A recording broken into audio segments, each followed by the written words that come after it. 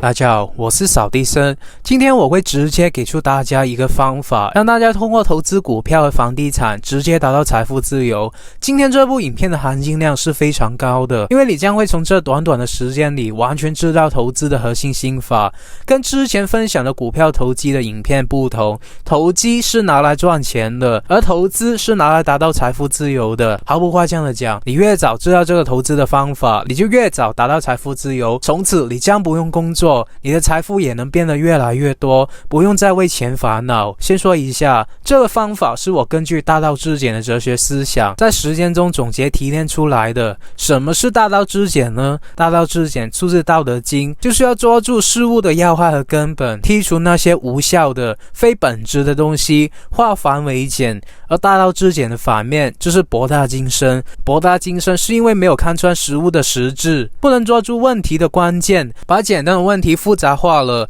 听起来很有道理，但是没法操作，或者是一做就错。股市中有很多老股民，看过了很多书籍，参加过很多的培训课程，还听过不少的小道消息，但就是不能从股市里赚到钱。我相信你身边肯定有不少这样的人，他们学了太多无效的知识，反而把简单的问题复杂化了。失败的投资者各有各的不同，但我们可以发现，成功的投资者却总是很相似的。成功投资者的共同点之一，就是他们有着标准化、流程化和操作化的投资方法。要实现财富自由，我们同样要抓住根本，化繁为简。我今天就是直接把最赚钱的方法，用最简单的话，毫无保留的分享给大家。只要能多看几遍，任何人都能听懂，达到财富自由也不是什么难事。但开始之前，请容许我给大家推荐一下我的藏经阁读书会。这一年内，我会跟一些专业的主播，每周2天，用音频的方式为大家解读100本精心挑选的好书。这些都是学校不会教你的知识，你自己去看书的话，也不一定会看懂。而且毫不夸张的讲，有些人就是因为其中的1-2本书而改变了命运，买到了人生的第一套房子，开设了自己的公司，透过投资不断的钱生钱，还有找到自己的灵魂伴侣等等。而第二，就是最重要的 Facebook 精英群组，这是我们的价值所在。群里面大部分的人都是以成为企业家和专业投资者为前提的，我也在里面和大家一起交换赚钱和做生意的情报，互相提供价值，这就是所谓的富人圈子。基本上每个人跟你都是志同道合的，大家可以在里面互相的认识，在华山论剑，进行思想上最高层次的交流。如果你们有兴趣提升自己的话，可以点击影片描述栏上的连接，也可以用微信扫描荧幕的2维码加入我的读书会吧。好了，首先我们要尽可能的去拥有生前资产，让生前资产生的钱大于你生活的总支出。大家是不是有点懵了？生前资产是个什么东西呢？所谓的生前资产，就是能给你不断生钱的东西，它能让你的钱变得越来越多。这里的钱是指你能实实在在到手的钱，而不是账面上赚的钱。我给大家举个例子，比如你在2020年5月份以每股$29的价格买了10万股 AT&T， 这时候你预测股息率大概在 7% 左右，那你就能得到20万左右的美金。这个20万是 AT&T 送给你实实在在的钱，不管后来这只股票涨到$33还是跌到$26，你都能预测它能给你带来20万左右的现金。所以 AT&T 就是生前资产，是实实在在的现金收入，不考虑股价，光每年股息带来的收益也有 7% 左右了，比纯银行的利息可高多了。如果你的年生活总支出少于$20万的话，你就财富自由了。而且在这种情况下， AT&T 的股价如果是上涨的话，这样就有可能给你带来额外的价格收益。所以这样的投资策略是逢低买进的，但却不是逢高卖出，因为我们不需要赚差价，我们只是赚现金流。我待会详细的解释。那么如果你在2020年8月份的时候，以每股$267的价格买了1万股阿里巴巴这只股票，不到3个月的时间就涨到了$317左右，你的账面盈利大概有50万美金左右，这50万美金就是账面赚的钱，只要没有卖掉变成实实在在的钱，这50万美金的账面盈利是不能算数的。而在11月3号这天，如果你没有留意到我之前那部影片提到的股价转势的警号，你内心的贪婪让你认为股价还会继续上涨，就没有卖掉。过了1个月的时间，阿里巴巴的股价又跌回到了你原来的买入价，你依然没有卖掉。再过了1个月，阿里巴巴的股价就跌到了210亿美元，而这个时候你内心产生的恐惧，你只好忍痛含泪的把它给卖掉了。你从正面的盈利变成了实际的亏损，所以阿里巴巴这只股票对你来说不是生钱的资产，因为这只股票不但没有产生更多的钱给你，它还把你的钱拿走了部分。实际上阿里巴巴根本不是生钱资产，即便在你之前有盈利的时候也不是，因为阿里巴巴这家公司是暂时没有派发股息的，所以即便你长时间持有这只股票，你也不会获得实实在在的现金分红，你最多只能获得账面上的不确定性收益。所以我们通过上面2只股票的对比，就能够发现同样是股票， AT&T 是生钱的资产，而阿里巴巴就不是了。当我们去买 AT&T 这只股票的时候，是可以计算到风险的，只要公司不倒闭，最坏的结果就是每年获得 7% 左右的现金分红。而阿里巴巴因为不是生钱资产，所以风险很大。现在大家对生钱资产应该有一定的认识了，生钱资产呢是实现财富自由过程中的关键，无论怎么强调这个词语的重要性都不为过。大家一定要深刻和精准的去理解这个词语，因为它是你通往财富自由之路上的宅门，当你通过了这道宅门，你就能进入实现财富自由的高速公路了。这时候我知道有一些一直留意我频道的兄弟姐妹们就会问，扫地僧，你不是趋势投资者吗？你这样收取股息的方法不就是跟价值投资者一样吗？其实不一样。首先，买生钱资产不是为了赚股价的差价。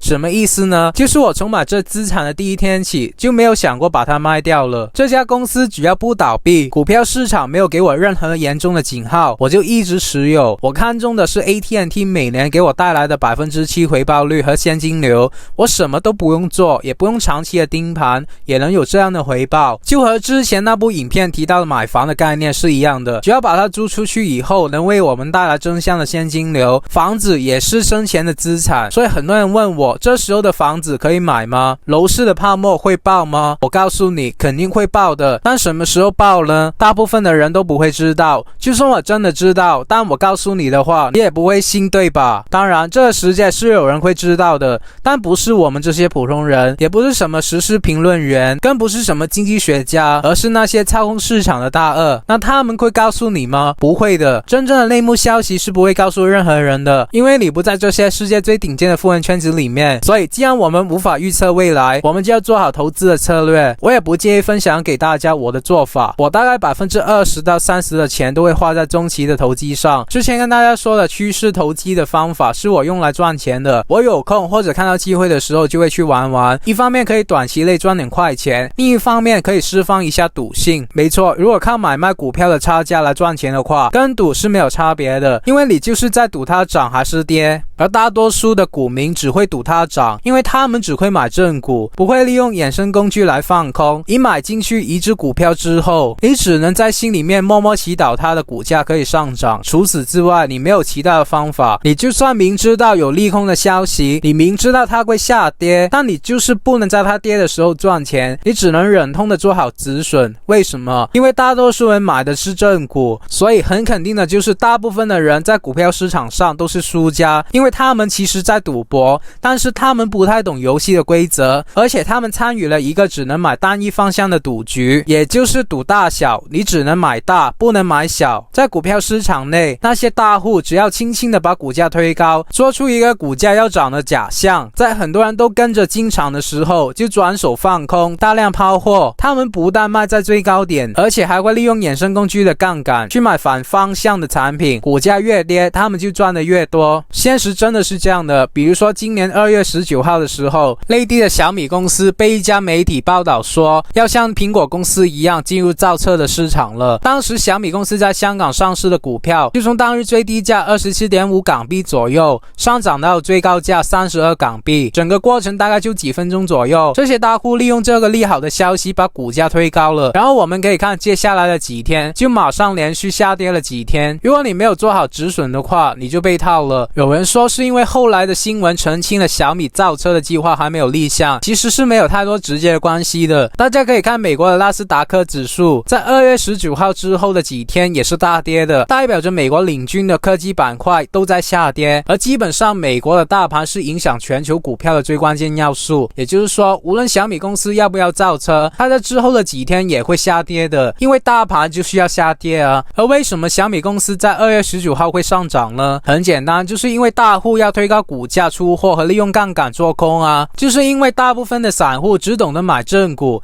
因为散户只能买它上涨啊。大户就是知道散户的弱点，而他们是控制股价在未来几天走势的人，所以他们才会在当天利用消息推高股价啊。大家有没有听懂啊？很多所谓的价值投资者在当天就被套了，他们会因为小米造车而重新估值这家公司。当然长期来说可能还是会上涨，但有多少人能够熬过之后几天的下跌幅度呢？如果你在当天32块港币买入，在之后的5天你就亏损了 20% 的钱了，你会不怕吗？100万没了20万啊。所以还是那句话，大家如果做投资者可以，但你要找到生钱的资产。而如果大家想要透过股票赚钱，那也可以。从我的角度来看，还是建议大家成为趋势投机者，透过图表上的蛛丝马迹去跟着这些大户去买去卖。有兴趣的话可以去看一下我之前关于这方面的影片，去建立起一个属于自己的交易系统，做好进场和离场的标准，不然长期来说你一定是亏钱的。好了，了解了生钱资产以后，我们还需要了解另一个非常重要的词语，就是耗钱资产。他们是一对孪生兄弟，他们外表长得一模一样，没有财务知识的人根本不知道他们有什么不同。虽然生钱资产和耗钱资产看起来都一样，但是他们却有着巨大的不同。生钱资产是我们实现财富自由的关键，而耗钱资产就是我们的障碍。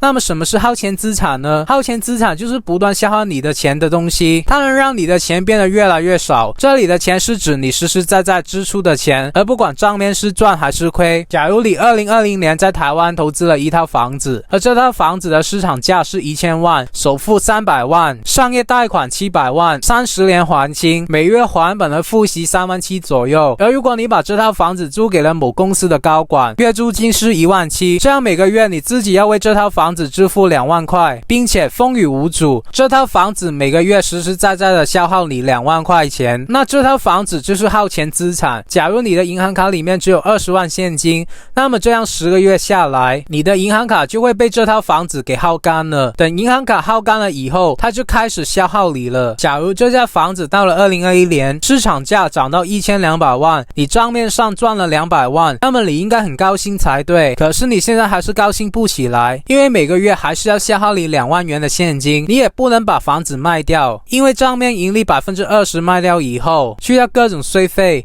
你还是亏的，所以你就只能忍着，希望这套房子快点涨到2000万，然后把它卖了。谁知道天有不测风云，从2022年开始，房价稍有调整，你如果想要卖掉，就要讲价出售，继续等房价上涨。在等待房价上涨的过程中，你每个月都要为这套房子支付2万块，实在是心疼啊。但是为了未来的房价大涨，你跟他拼了。很不幸的是，从2023年开始，房价跌得更深了。假如你房子的市场价只值500万，但是每个月你还需要为此支付2万块，你的心只能在流血。你经常会一个人对着镜子默默的哭，但是呢，你还是决定咬牙挺住，自己跪着也要还完。但这时你上班的公司倒闭了，因为经济形势不好，这也是很正常的事情。你就想要找个工作，但是高薪的工作不好找啊。这样过了几个月以后，你卡里的现金被这套房子完全消耗完了。你问你的朋友去借钱，但是一无所获，因为朋友们的日子也不好过。就这样，你咬牙坚持了几个月后，还是断供了房子呢。你还倒欠10万，从此过上样悲惨的生活了。又比如你的好朋友扫地僧，在台湾没有投资房子，不过他倒是在京东投资了一套房子。房子的情况是这样的，市场价是 1.5 亿日元，首付是7500万日元，贷款了7500万，每个月还款30万日元，还30年。他租出去之后呢，每个月的租金是77万日元，去掉各种费用，每个月有30万日元的净收入，也就是2800美金。这套房子呢，就是生前资产。如果扫地僧每个月生活总支出少于2800美金，扫地僧不就财富自由了吗？那么如果东京的房地产市场在22年后大跌，会出现什么结果吗？假如扫地僧在东京的这套房子的市场价从 1.5 亿日元跌到了1个亿，扫地僧肯定就不会那么愉快了，但是他也不会对着镜子默默流泪，因为每个月房子还会有2800美金送给他呢。因为他签了约，扫地僧照样按月收费，不用担心断供的问题。大家看到了没有？同样是房子，一个是生前资产，一个是耗钱资产，他们所造成的结果可以是不一样的。那我们到底是要过着财富自由的人生，还是要过对着镜子默默流泪的人生呢？完全取决于我们选择的是生前资产还是耗钱资产。不过在亚洲的房子消耗你的钱并不多，因为目前亚洲大部分的地区还没有房产税，而物业税呢也可以忽略不计。但是西方发达国家自住房绝对是耗钱资产，无论你住还是不住，房产税都在那里，你每年都要交钱，大概是房价的1%到2%，这也是一笔不小的数目了。投资可能是生前资产，也可能是耗钱资产，要看房子每年是提前给你还是消耗你的钱。所以投资房呢，可能是生前资产，也可能是耗钱资产。而刚才说的股票就要看情况，分红的股票是生前资产，因为它每年都会有现金分红。不分红的股票不是生前资产，也不是耗钱资产，因为没有现金流。不分红的股票盈亏取决于卖出时的价格，就有很大的不确定性。刚说了，进行不确定性的投资就是在赌博，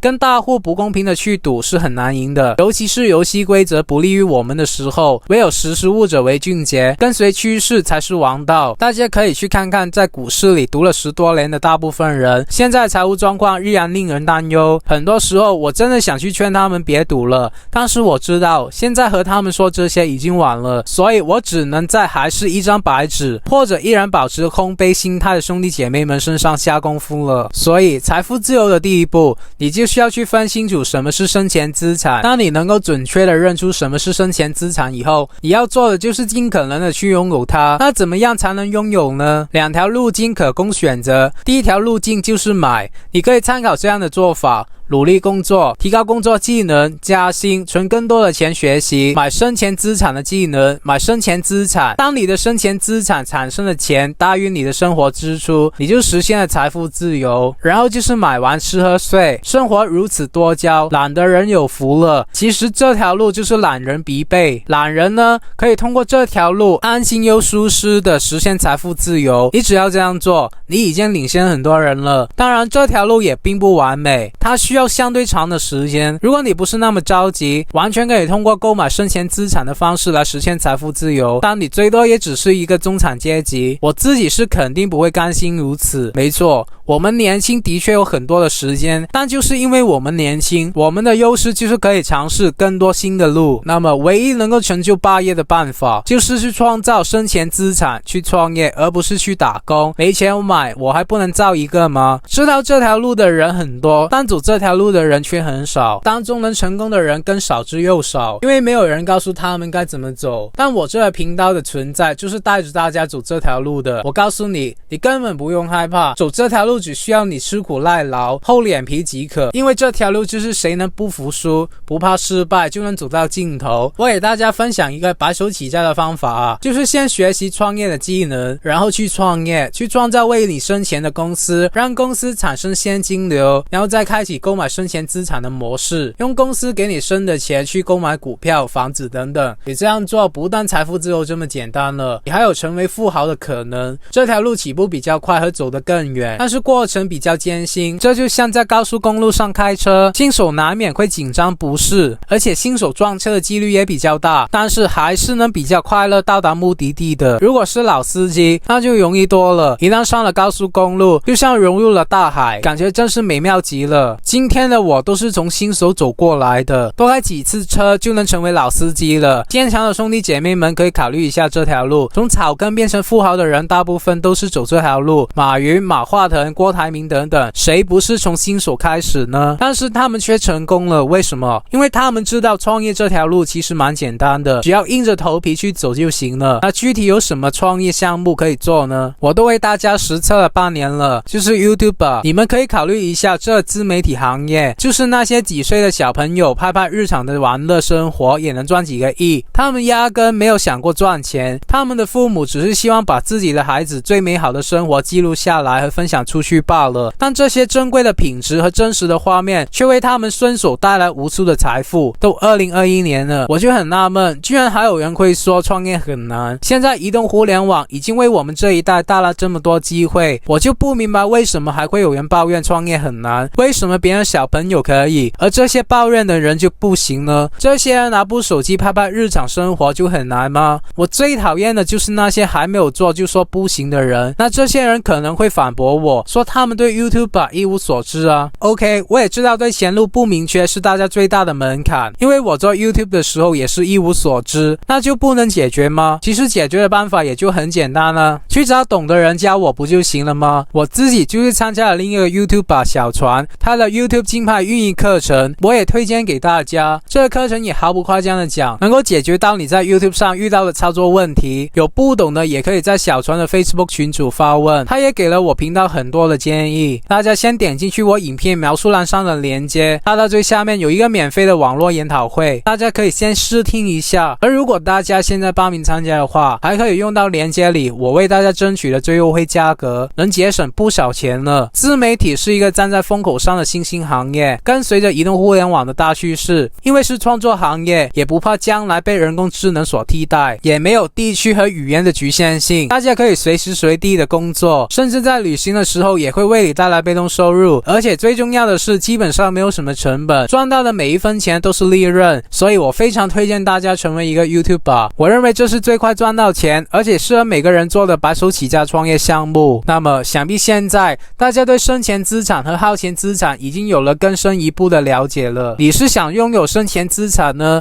还是耗钱资产呢？我在这里强调一下，努力并不决定命运，选择才决定命运。如果你努力的获得了很多耗钱资产，就是噩梦的开始了。实现财富自由并不难，一旦你准确的认出什么是生前资产，什么是耗钱资产，你就成功了一半了。毫不夸张的说，你现在已经领先了 80% 的投资者了，因为至少有 80% 的人连生前资产和耗钱资产都不能准确的区分。不信找机会考考你身边的小伙伴，当你能准确的认出什么是生前资产以后，你要做的就是尽可能的去拥有它们。当你已拥有的生前资产越多，他们给你生的钱就越多，你就越富有。只要你这样做下去，你就能实现财富自由。好了，希望大家有所领悟，有什么问题可以给我留言，只要你们能在我今天说的内容里面找到一两句话是有用的，能够帮助自己的人生过得好一些，我就心满意足了。那么如果你不想错过任何关于成为富人、企业家、投资家、达到财富自由的免费信息，我还是呼吁你订阅我的频道，然后打开小铃铛，然后无私的把影片分享出去。我真心的祝福为这部影片点赞的兄弟姐妹们早日达到财富自由。好了，我们下个礼拜再见吧，拜。